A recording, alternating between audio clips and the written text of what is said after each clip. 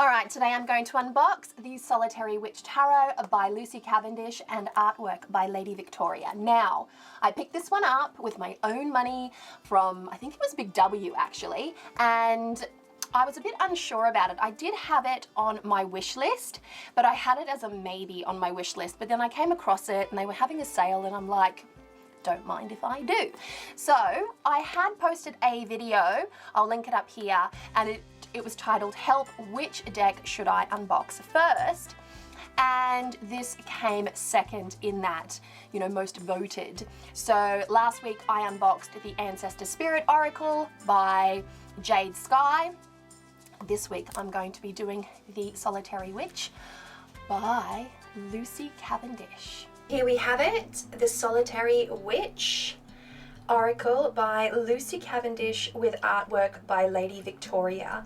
Law, wisdom and light for your magical path. So this one here was produced by Blue Angel. It is a 45 card deck with guidebook, and there is the back of the box for you to take a little look at. So in case you are unfamiliar with Lucy Cavendish, she is a practicing Australian witch and she has quite the catalogue of books on the subject of witchcraft, and she has done quite a few oracle decks as well. We are going to get right into it without further ado because I'm not in the mood to wait. I'm quite curious about this one and I want to know if this is going to be a right now use it deck or if it's going to be a save for later or another season kind of deck. So we have a matte finish box. As you can see, we've got that beautiful spot glossing where the edges, the silver edges are, and the title. It's very, very pretty. And on the back we have the same thing. We have the images in gloss, but the back is matte. It says here 45 cards and 180 page guidebook, which should be quite interesting. And so far from what I see of the artwork, I'll bring it in so you can have a closer look at those thumbnails. It's quite soft, pretty, feminine, beautifully colored, picturesque, a little on the, you know, the fantastical sort of cartoony side. Alright, we've got a nice pale lilac internal. Always keep these, great for petition work, you know how I feel about that. I say it just about every time. Here is the guidebook. Now we have got, nice to see a waxy cuff there from Blue Angel. Oh, that's pretty. Oh, look at that. Really, really pretty. Alright. The Solitary Witch. I enjoy this font.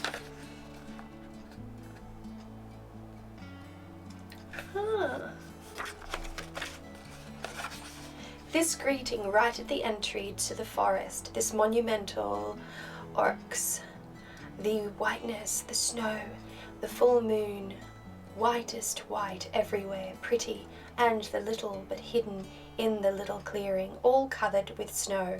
And I looked at this house, all slivered by the moon as it was romantic, and I said, it's finished, it's here or nowhere else. Simon Cossack, 1943 to 2007, ecologist, scientist, filmmaker, animal communicator and solitary witch. So we have the table of contents, we have the introduction, and as we can see, it's substantial. Beyond those who gather, becoming the book of the wise, inspiration for the Solitary Witch Oracle, initiating the Solitary Witch Oracle, blessing the Solitary Witch Oracle, shuffling the Solitary Witch Oracle, your reading space, tuning into your cards, how to shuffle your cards for a reading, cutting the cards, asking questions of the Solitary Witch Oracle, cards with a will of their own, the leaping card, the reversed card, a magical end to an enchanting reading, how to cleanse your oracle.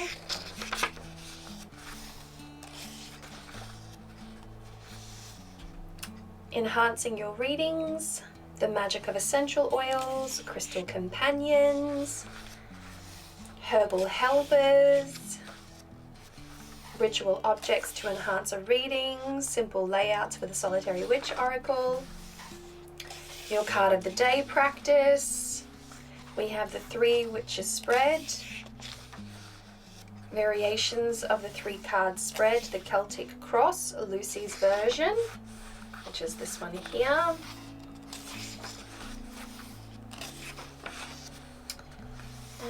The Circle of Witches, another spread, the Tools of the Solitary Witch,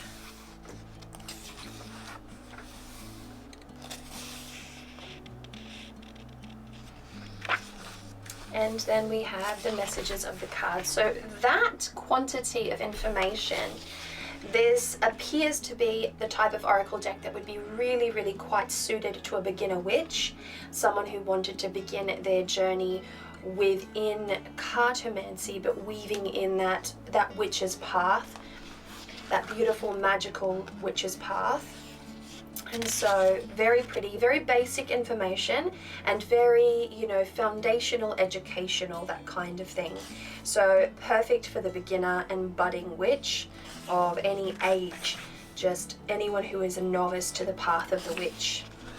And then we have each of the cards. So we have the cards are numbered, wishes, which is our wishes. Okay, so you have a bit of a description here, then you have the meaning, and then you have the reversed. So you have upright and reverse meanings for each one, and a little bit of the, you know, the juice, the magic of each of the cards. So there we have it. And then towards the back, we should have a beautiful image.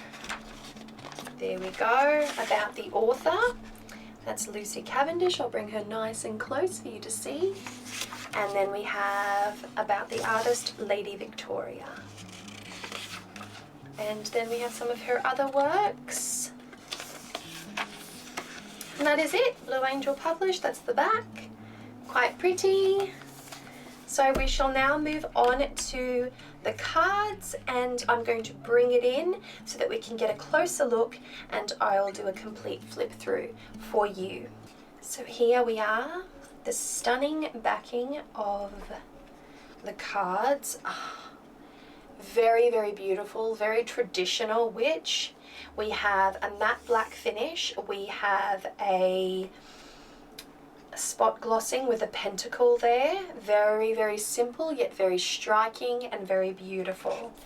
So that is the backing. And I will flip these over so that we can start from the beginning. We start with wishes. Absolutely beautiful, very soft, very pastel type of art.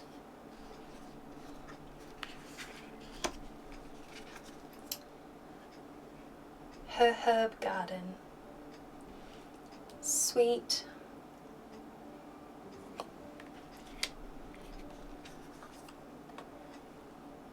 Beltane lover. So we have a Sabbath reference here. So we already know that that's a much more neo-pagan concept. Look closer, she is not lonely. Oh, there's a little owl there, that's really sweet. Just charming and sweet. The comforts of friendship. She sleeps with the stars. Very cute, very soft, very gentle, very subtle, very enchanted. The dance of water. The healing tree at Litha. Sweet, pretty. Yule's night. For lovers of wolves, I'll bring that nice and close for you. The next journey beckons. Such beautiful storybook style art. Very soft, very pastel muted. The witch shows her daughter the moon. It's really whimsical. Her knowledge runs deep.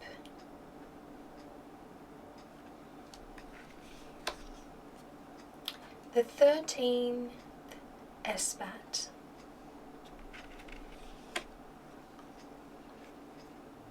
Self-initiation. Self-initiation is a beautiful ritual. Sweet Ostara harvest.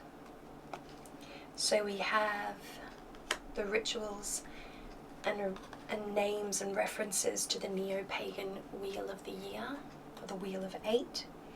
Was she once a silky, facing the water? They're quite dark and muted and still quite lovely. The borders are somewhat obtrusive. I'm not a huge fan of borders within my cards. However, I can live with them.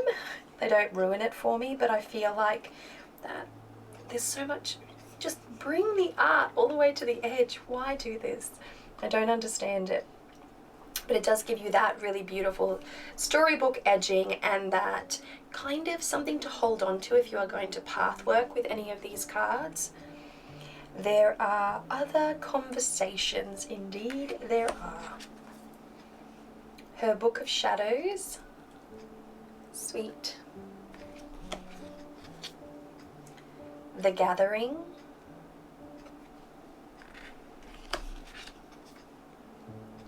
The Maiden, the Immerk Lamb. The innocence there. Magical Manifestation. Beautiful. Very feminine. Once again, it's very, very feminine. The Maiden, the Mother, the Crone.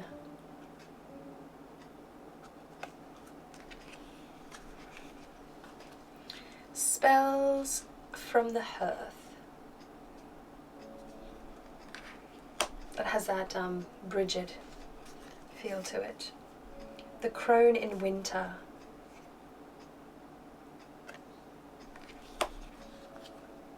Ancestors and Apples.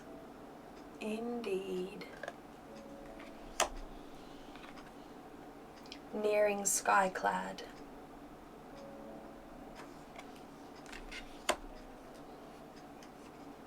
There's this contained sensuality to each of the cards. It's very deeply embedded in each card. Very feminine, very ritualistic, extremely witchy. Spells and rose and cacao. Beautiful cacao ceremonies. I do love a cacao ceremony. Samhain Sending.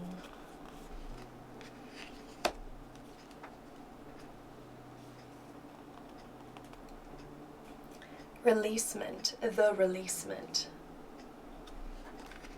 Interesting. When fearful times come. Sorry, fretful. When fretful times come. If you are dyslexic like I am, this font might trip you up a little bit. The Company of Trees.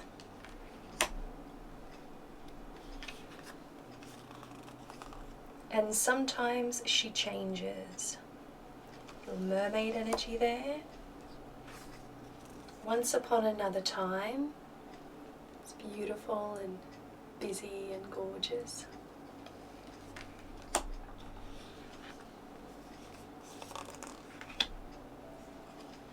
The Blessing and the Banishing Candle.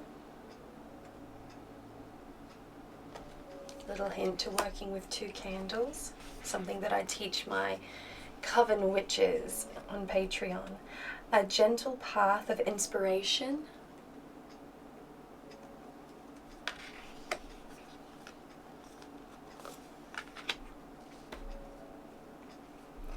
The Witch's House.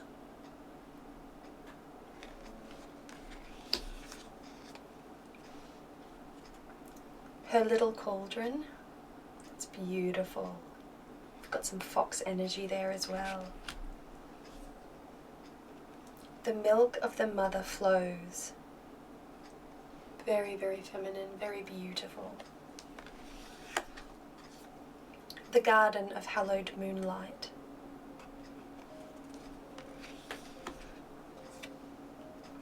Lunasa, forgiveness and justice.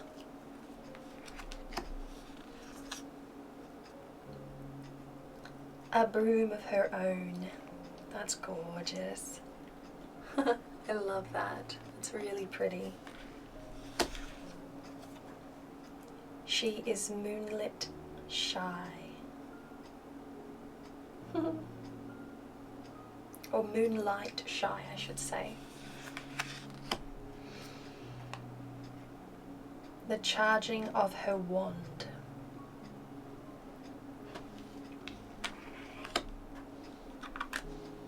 She is 1,000 flowers.